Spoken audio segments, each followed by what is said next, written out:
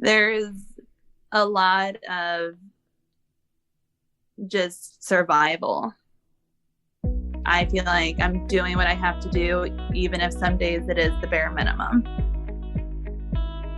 Hey, you're listening to The Rare Life. I'm your host, Madeline Cheney. Today we have Karley Henderson's special topic episode all about her mental health that was affected by trauma with her medically complex daughter, Nora.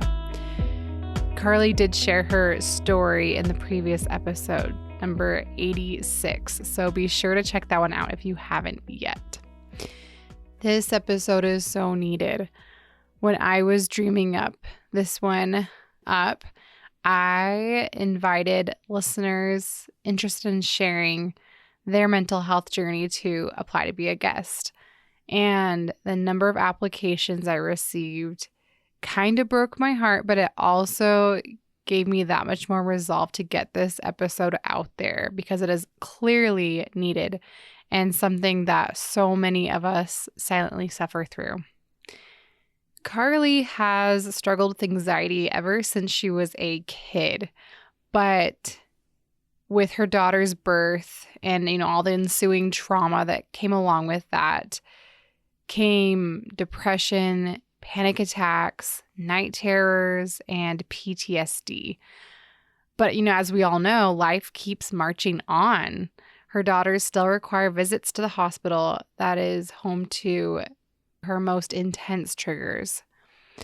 In this episode, Karley shares how she copes with this and watching her older daughter, Addie, who is 6, struggle with anxiety over Nora as well. She also shares how difficult, albeit helpful, therapy is for her, in part because it's still occurring. The traumatic experiences are still coming. Karley also opens up about how difficult it was to accept her recent diagnosis of PTSD because isn't it her daughter's trauma? There are so many moments in this conversation that I know so many of you will resonate with. So without further ado, let's dive in. Hi, Karley. Welcome back to the show. Thanks again for having me. I would love to start out with hearing a bit about what your mental health was like before Nora was born and the ensuing, trauma and stuff like that happened. Yeah, so I have always struggled with mainly anxiety. I did have a lot of childhood trauma, but back then it was not discussed. So I was always, the shy kid, the what if kid. But looking back, it was 100% anxiety. I did feel like it was always manageable or high functioning, that I would get, social anxiety. I would get anxious going places or the what ifs and the worries, but I always had a hold on it. Interesting. Okay, so kind of that predisposed to that anxiety beforehand. So tell us about how that kind of evolved to, like, after Nora. I know we heard a bit about some of the trauma in the first episode, but maybe you could talk about too, like, what specific events you feel like really threw you into that. Yeah, so I do feel like after Addie was born, it got a little bit worse. She has a few medical issues going on. It was mainly just, a little bit of anxiety worried about her, about germs, because she actually was diagnosed with asthma at 8 months old. So respiratory viruses were always a danger for her.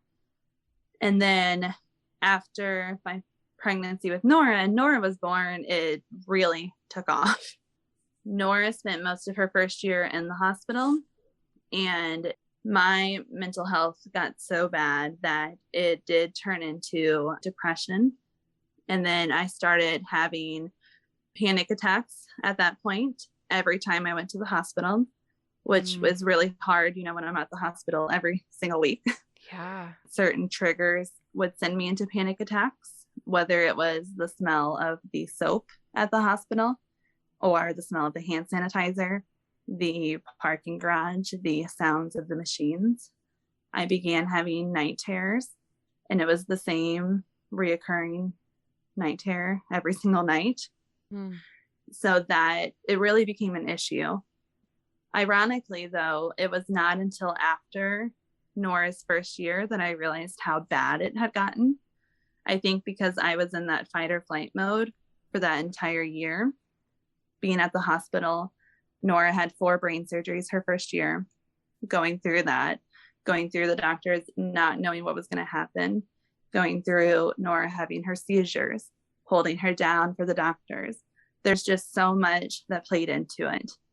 After it got to the point that I realized how often the panic attacks were happening, that I couldn't sleep. It got to the point that I was scared to sleep because I was scared of having that night terror, that I knew it was going to happen. So that is when I kind of realized that I did need help and I needed to do something about it. Yeah. Holy cow. That is so much to be dealing with on top of everything you were dealing with just on a like day-to-day basis, like with your children, right? Like going to the appointments and going to the hospital and, you know, keeping your kids healthy and safe. And then to be dealing with your own, you know, demons popping up.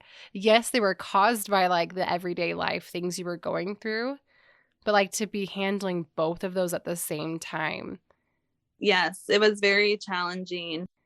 And actually, after I started going to therapy, then I was diagnosed with PTSD as well. And honestly, that made me feel a little uncomfortable. I felt like it was Nora's trauma. I didn't feel like it was my trauma at all. But it wasn't until I started talking about everything that I went through at the hospital with Nora that I realized how traumatizing it really was.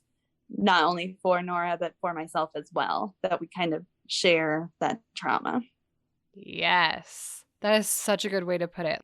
Because it's an interesting relationship where it's like, yes, I'm not the one going through this stuff firsthand, but I'm still absolutely going through it with my child, which especially when your child is like, you know, a baby, and I think always, but especially when they're a baby, like they really still feel like an extension of you.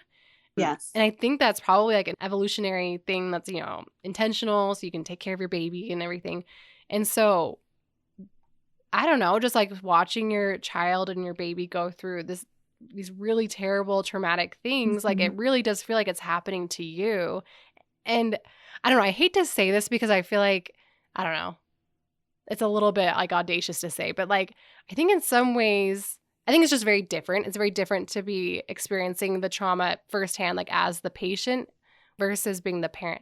But I don't know. Sometimes I wonder, I'm like, which is worse? Like, is it worse to be the one going through it like firsthand, or is it worse to be the parent, like watching your child suffer so much and go through this really hard stuff? Like, which is worse?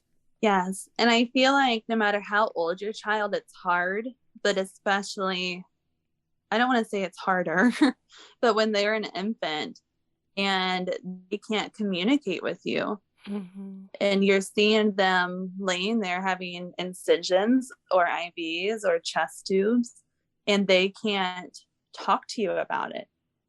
So they can't tell you what they want or how they want it or how they're feeling. And it's just, it goes back to those what ifs. What if you're doing the right thing?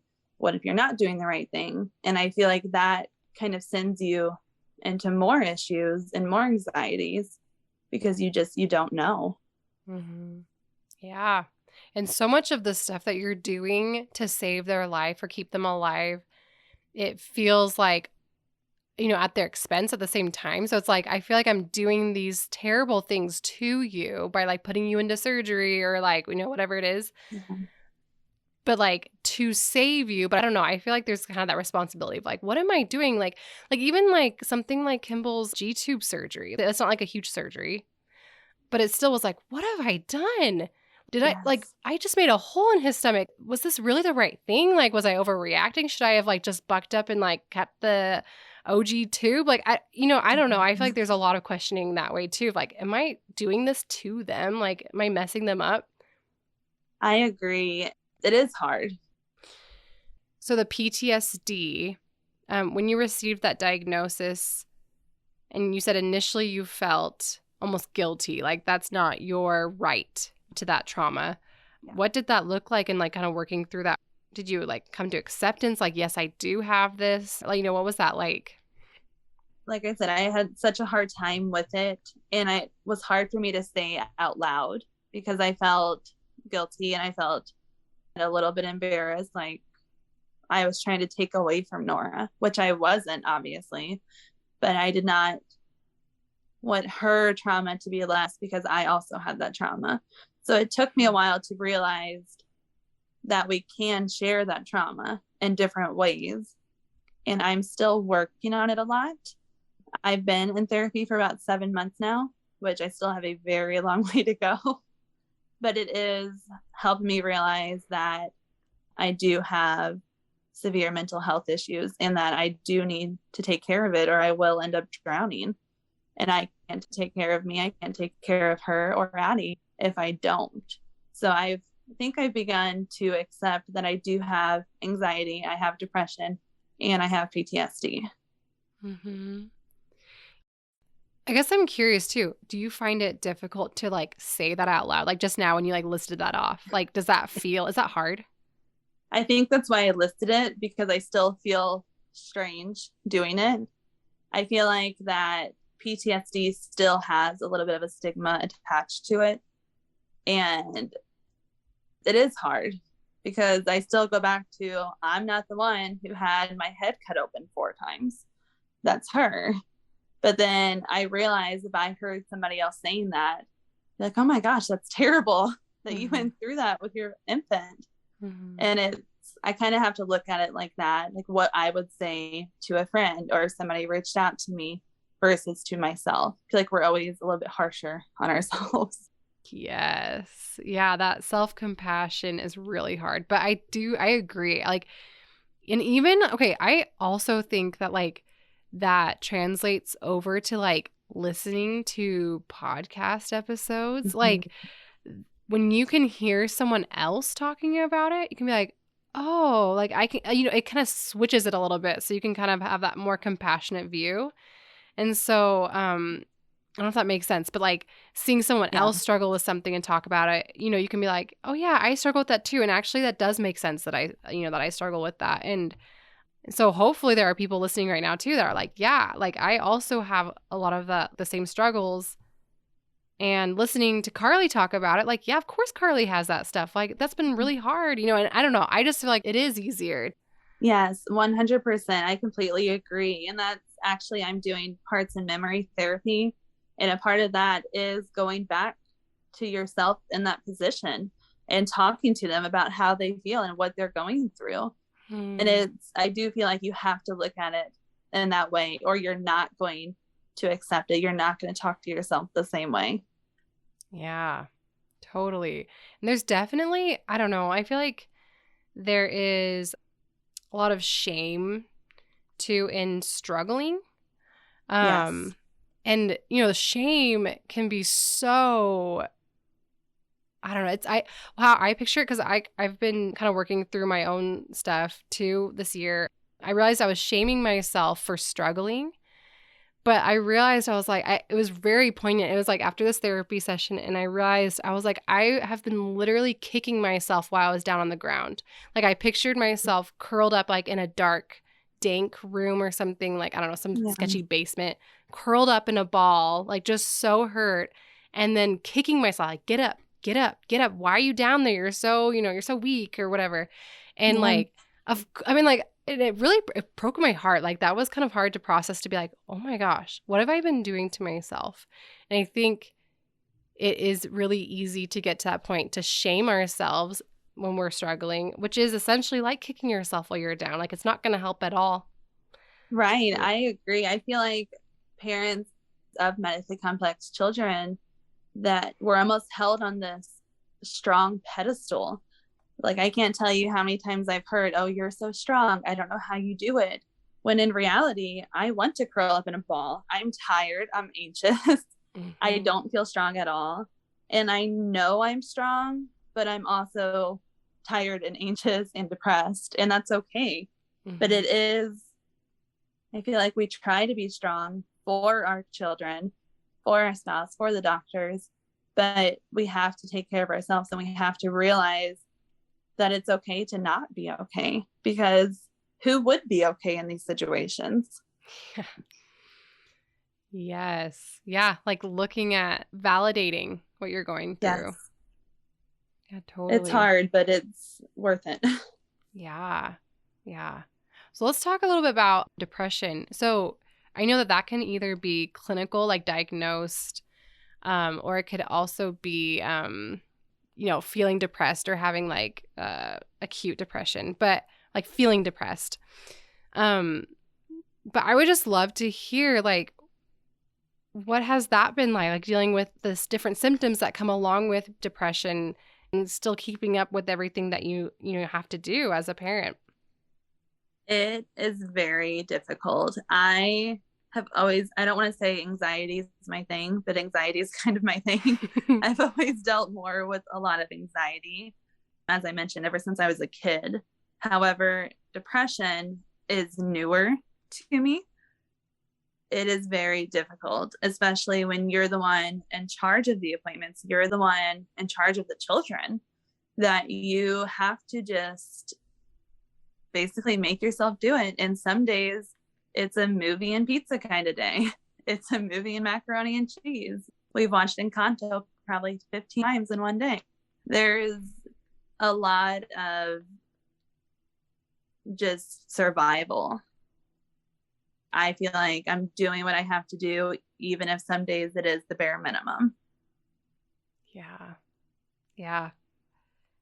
That makes so much sense. And I think that we do need to give ourselves, like license to do that, to survive that day. And, to not thrive or hold yourself to like these really high standards. Like, you know what? We're just going to survive today and call it good. Be proud. Yes, I just moved one of Nora's therapies down from twice a week to once a week, because that one day a week to just not do anything, just to enjoy laying around, enjoy the toys, whatever we want.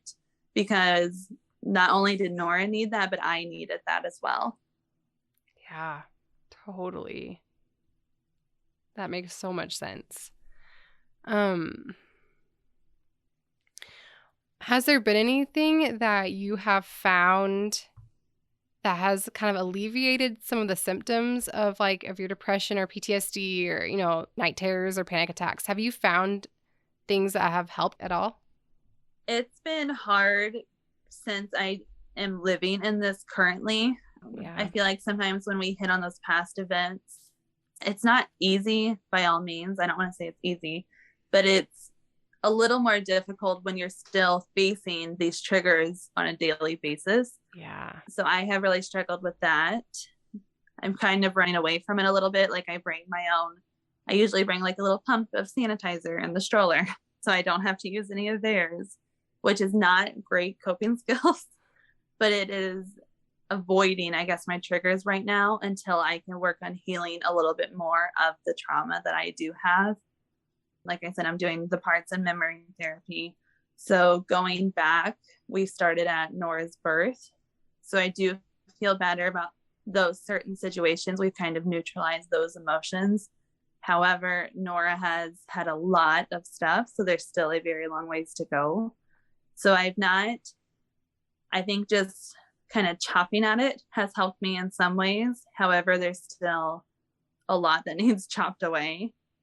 But as of now, I do a lot of deep breaths. I box up my emotions and either throw them away, metaphorically, or I wash them away. There's a few techniques, but I find it very difficult when it's a daily basis. Inpatient is harder on me than outpatient, but it's still the same hospital. I think I'm able to avoid it a little better, which is not healthy, but it is helping me chip away at those core memories while I still have to function. We still have to go to the doctor every week. Yeah.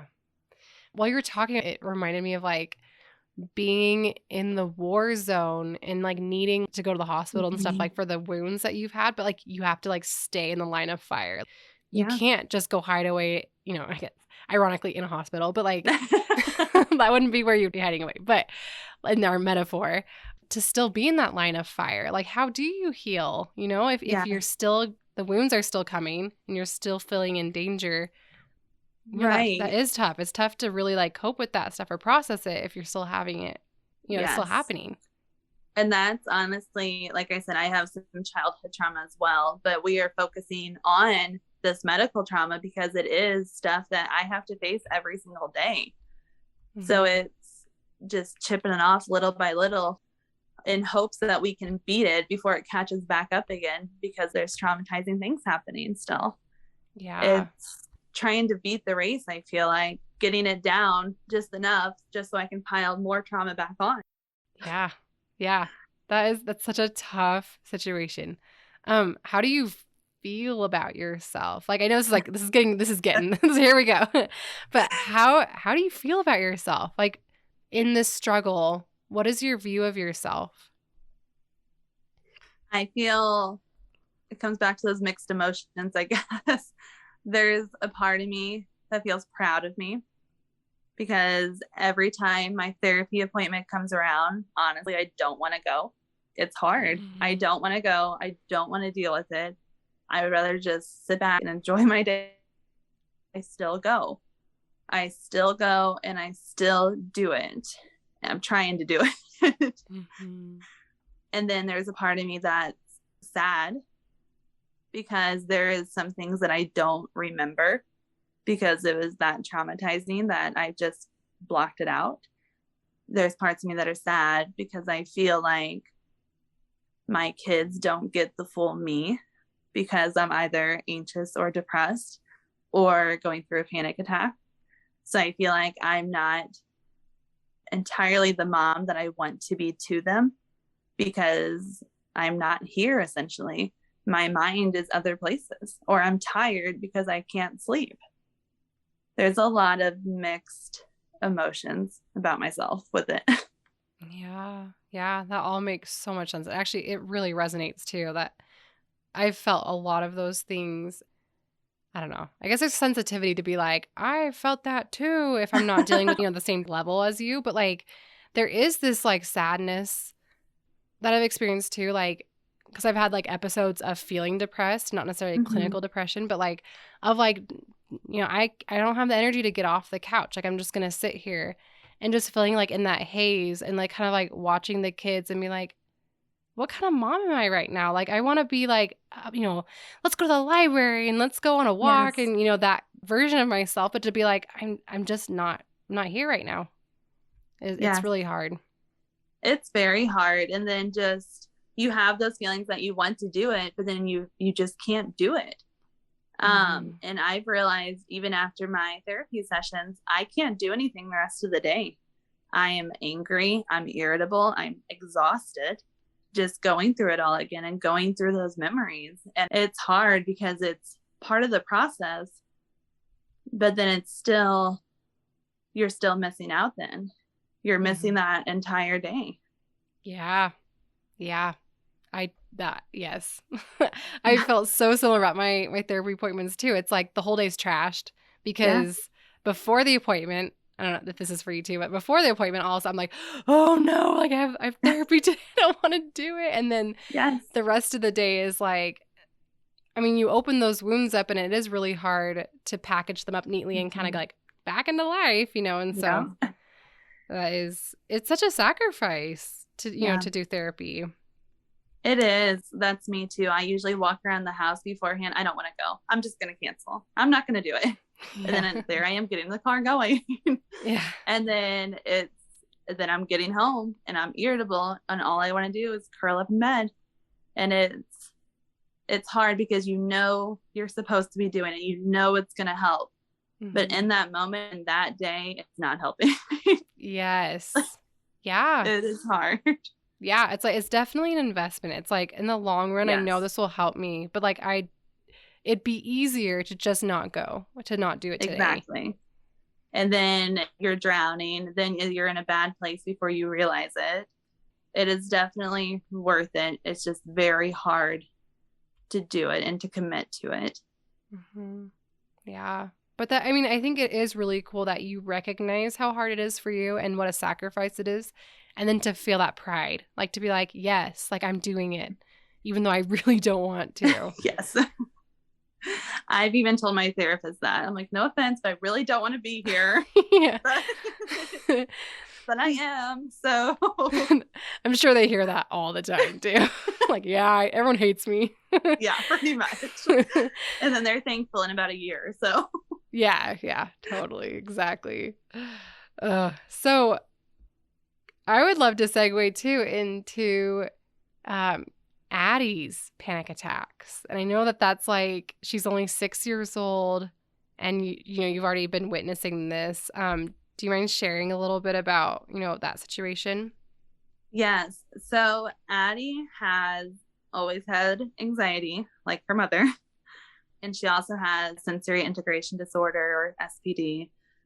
So it's always been a struggle. And I stayed home with her.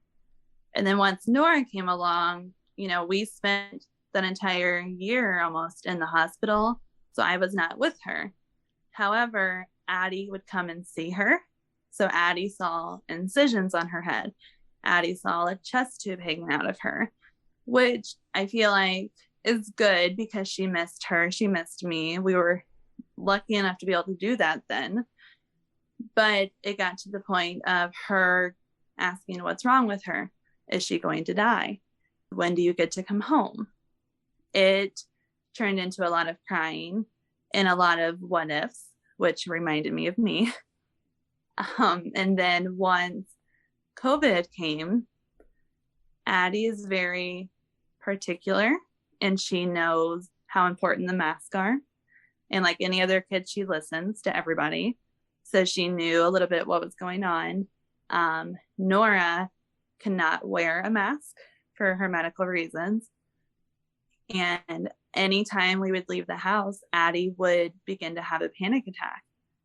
And she would go into, Nora's going to get sick. Nora can't get sick. Nora's going to die. She was so concerned about her not being able to. And she knew essentially that the masks protect us. And she was scared for Nora's life. She would hyperventilate. It would take us 30 minutes to get into a car. It became very severe. And then another example, Nora had her endoscopy a couple weeks ago. And I was tucking Addie into bed and Addie started crying and she couldn't breathe. She was hyperventilating and she was scared. She told me that, how did she say it? She said, I don't want you to go to the hospital with Nora because I'm scared you're going to get stuck there and have to stay there like before. It is very hard because she is only 6. And to witness how much anxiety everything has caused her, whether it's the pandemic or Nora's health. And she feels very strongly, no matter what it is, she has a lot of feelings. And she can sense that and it scares her and it does send her into panic attacks, which, I mean, 6 years old, that's a lot. That's a lot to hold on to. Yeah. Like how that's kind of heartbreaking, like picturing that happening and her being so concerned about Nora, you know, and really that trauma, I'm sure, like, I don't know if you guys have, if you feel like it's trauma, but like, I'm guessing trauma, like of, you know, you guys being at the hospital so often and then, you know, and is Nora going to be okay? Yeah, these kids go through so much. And one thing I've wondered too, at least in our situation, is like, when I'm struggling more, Wendy, who is also my older daughter, she struggles more too. And it's this terrible vicious cycle because then we like are going back and forth and making each other worse. But like, I don't know. I wonder too, like how much like us also struggling kind of, you know, is contagious to them. Like they pick up on that and, you know, I don't know. I do think they do. And then it's hard because you don't want to hide emotions or like, I don't want to lie to her Just like with the other day, I told her the plan is we are going to stay one night and then we will come home because we don't know. Yeah. And I don't like hiding things from her because honestly, she'll find out even if I did. Mm-hmm. But like you said, they feed off of us. So what do you do? And I do agree that it is trauma. They've gone through the same things we've gone through. I stayed home with Addie for 3 years. Then all of a sudden I was gone for almost an entire year just from being in the hospital so much. And then when Nora was born, she didn't understand why we didn't see her eyes. And she knew that she was in pain. And then physically seeing everything that Nora went through, whether in the hospital or at home, with the bandages, the scars, the incisions, she has become very protective over her. She did not let anybody touch her head. Nora fell the other day and Addie dove off the couch and like tried to keep her from hitting her head. So she's very protective over her, but I do feel like all of this medical trauma has affected her as well. Yeah, totally. What a sweetheart. Yeah. Oh my gosh, like we're just like, oh my gosh, she like just hearing about how much she loves and wants to protect Nora, that is like heartbreakingly sweet. Yes. That makes sense. But yes, they fight a lot, but they also have a lot of love for each other. So especially as Nora gets older, they fight a lot more. Oh yeah. That's like kind of a rite of passage, right? Yes. Oh yeah. I mean, like they totally do. They totally go along with us with that trauma. And oh, how has that been for you? Like, how do you feel when you are there and you're seeing her like kind of, go into a panic attack or, become anxious and you see kind of yourself in her? How does that feel for you? It honestly, it breaks my heart. It makes me feel very guilty because I know that it is coming from me genetically. It makes me very sad that she's going through all of it. She has, had her own health struggles. And she also has Louis Dietz syndrome, and I do too, which is another reason I feel guilty because I gave it to both of them. But knowing that she has that, she's 6. I feel like she should not have any worries. She should be going climbing a tree and playing with her friends. And instead, she's having a panic attack because her sister can't wear a mask. It makes me very sad. It scares me because I don't want her to miss out on anything because of her anxiety. Yeah. So it's hard, it's scary, and it's sad. Yeah, totally. That must be so sad and so scary. And I get the guilt thing.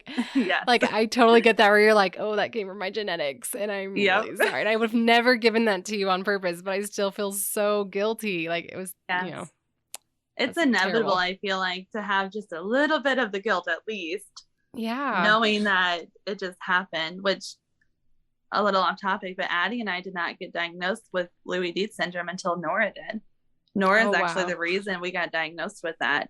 Wow. So Nora got all of us diagnosed, and then I did find out it came from me. So like, oh, sorry guys. Like, oh, okay. Oh yeah, that's the worst feeling. Oh man.